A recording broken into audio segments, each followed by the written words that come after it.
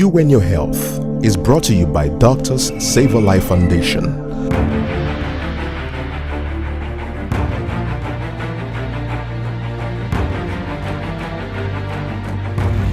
Save a Life Foundation is an NGO with a unique vision of giving total health for all through the power of knowledge. Your health is your strength. Your health is your prosperity. Your health is your life. Give it professional attention. You and Your Health with Dr. Richard Okoye. What an honor to come your way in this special edition of You and Your Health. What we are to discuss today is something that has to do with menses. But in this particular aspect is the way somebody look at it and say, my menses is not flowing. So we say, no, my menses is very dark. My menses is flowing. Before it used to be 4 days, but it's now 2 days. Some people will say, I'm not seeing the menses anymore. Some people, so many things about the menstrual flow. And it's a very big concern to most women. And we're going to look at all these things one after another with respect to what are the causes of these menses not coming the way it's supposed to come. As earlier said, a menstrual cycle, you have a period. And that particular period is when you bleed. And they call it menstrual period. That particular range of time. It could be 2 days to 6 days. You get that? So the period that used to be 4 days now become 2 days. Sometimes it becomes scanty, or sometimes it's not coming out the way it's supposed to be, or sometimes it will come up, but instead of flowing, it may stay staying in your pants for a period of time. All right? Now, what could be responsible for all these? We take it one after another. Let me just start from a young girl after seeing the menses. Now hear me, because so many times a lot of mothers get worried and saying that my daughter's menstrual cycle is a little bit berserk. Berserk in the sense that, it used to come some months it will not come at all. And it will come the next 3 months, and some months at all, it will not go. So they get worried. Sometimes they will stay for a longer time, and the parents will be worried whether the girl is pregnant and what is happening. So I want you to key into this very information. Hear this. Between the ages of 13 and 19, that early stage of their secondary sexual maturation, their menses can be a bit berserk. Sometimes it may come, sometimes it may stay 2 months, 1 month, it may not come, sometimes it may stay longer, it may not be in position to be coming as regular as actually the adult ones will be having it. And at that time, that's why most of them become victim of the issue of teenage pregnancy, because he will not even be in position to know when am I ovulating, or when I'm ovulating, or when I'm not ovulating. So it is important we calm our nerves when a girl between the ages of 13 and 19 not seeing a regular period. Don't go and begin to push all manner of injection into her. All right? You may allow her about the age of 20, most of them regularize itself from the age of 20. But if over then, you may just begin to say, okay, doctor, can we be in position to analyze? But don't go and rush them into giving them artificial hormones in order for the period to come. You will not give them any assistance. Okay.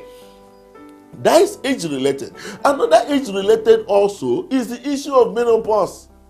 And this particular menopause is a period where God will say, old boy, everybody pack, it don't do. And at that time, it means that the woman is rounding up her reproductive calendar. But because of the new development in the issue of ICSI technology, where 50 years old, 56 years old, 60 years old can still be in position to be made to menstruate and get pregnant.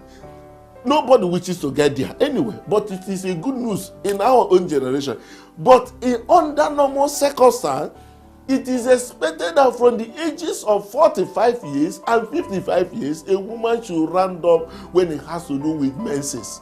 Some can even come earlier than that. They call it premature menopause. Some of them can come up like that. Some can just shut down back, and it happens. But each factor also is indicated in the aspect of menopause. At that time also, a woman may have some bizarre kind of menstrual disease, but the menses may come and go. Sometimes it will flow and later stop and all that. But when a woman stops menstruating for a period of 6 months, it is expected that that particular woman has entered menopause. Now let's look at furthermore on the aspect of what are the things that actually could affect a woman's capacity of menstruating normally, and suddenly the thing is shut down. This time around, we are going to look at a particular hormonal problem that is called PCOS, what is called polycystic ovarian syndrome. It has to do with menstrual flow and also has to do something with ovulation. This particular set of people, they do have what is called a polycystic ovary. The ovary will be enlarged, full of a lot of eggs, but none is maturing. And by so doing, there will be none that will ovulate. And also because of the hormonal effect, they may not be seeing their period as normal as it is. Some of them may stay, say 1 month, 2 months, some of them 35 days, some 60 days. And sometimes when these menses will come, instead of flowing, they will only discover that the thing may come like a stain of some number of days and could go away. So that particular polycystic ovarian problem is a factor of interest. I think let's have a look at it. Okay, look at this particular this. This is a laparoscopic evaluation of the womb, the ovary and all that. If you look at this particular ovary, you will discover that this ovary is just like puff puff, filled up with water and a lot of things. So that's why the issue of the ovarian drilling is done on this. You can see how they're just drilling the ovary. That is a case of polycystic ovarian problem.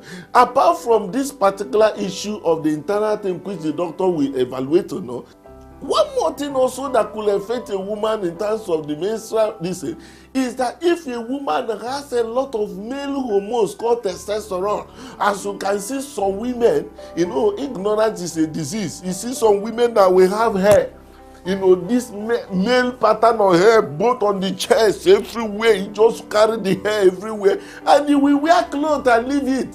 And because ignorance tends to make somebody look stupid and act also stupid. And you see such people, they will now wear one cloth and leave their chest open to show it as if the hair is sexy. Close it. It is not normal. If such a person, if he sees such a person with such hair, he should go and check out if he has bronchos somewhere that is eating, producing the testosterone. Ignorance is a disease. If you have one, no problem. Some of them can be genetic, okay? But what I'm trying to say here is that there are basic things that are right there in the women, which we need to be in position to understand the implication of them, okay? But some people do have just little few just right there and all that, and could still be in position to be able to achieve pregnancy. But it is something of a concern that you need to look at the testosterone level. So all these hormonal factors, you can have the issue that has to do with that polycystic ovarian problem, and also this one can give birth to the issue of menses reducing or the flow not being as appreciable as it ought to be. You and Your Health is brought to you by Doctors Save a Life Foundation. You and Your Health with Dr. Richard Okoye. Thank you for watching this program. For sponsorship and support, call 0810-000-0851 or 0810-000-0651. WhatsApp on 0803-710-8150 or visit our website at www.savealifemissions.com. You can also stay connected with us through any of these our social media accounts. Join Save a Life partners to build a healthy family and a healthy society.